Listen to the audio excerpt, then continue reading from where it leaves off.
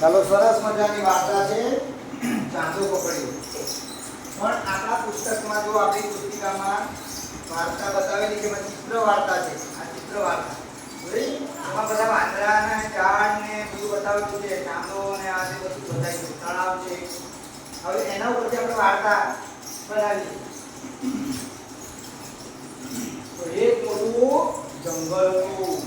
જંગલમાં એક તળાવ હતું. તળાવની બાજુમાં શું હતું ભાઈ? ઝાડ. ઝાડ પર તો વાંદરાઓ રહે. કોણ રહે? વાંદરા તો ને વાંદરાના બચ્ચા પણ રહે પાછા. તો વાંદરાના બચ્ચા ખૂબ આવું કરીને કુદાકૂદ કરે.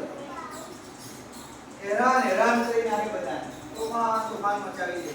એટલે એક દિવસની વાત છે. તો બધા સુઈ ગયા હતા. મોટા વાંદરાઓ તો બચ્ચા જાગતા હતા. એ બચ્ચામાંથી એક વાંદરાનું બચ્ચું હતું ને એને તળાવમાં નજર કરી નીચે. તો નીચે તો સરસ મજાનું ગોળ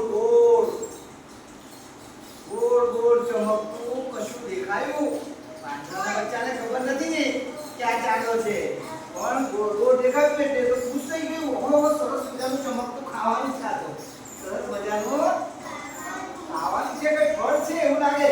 એટલે એને બીજાને જગાડ્યું, બીજાએ ચોથાને જગાડ્યું. ખુશ થઈ ગયા. અમારી ખાવાની મજા આવશે. એટલે એક પાંદડાએ યુક્તિ કરી કે ચાલો હું ડાળી પકડું. પાણીમાં તો કેવી રીતે પકડવા જવાનું આપણને? કામ કરીએ તો હું ડાળી પકડું, તમે બધા મારી પૂંછડી પકડો. ચાલો પૂંછડી પકડો. તમે પૂંછડી પકડો મારી. બધાએ નહીં. આ પૂંછડી પકડી લીધી. આ મારી પૂંછડી પકડી લીધી એના ઉપરથી.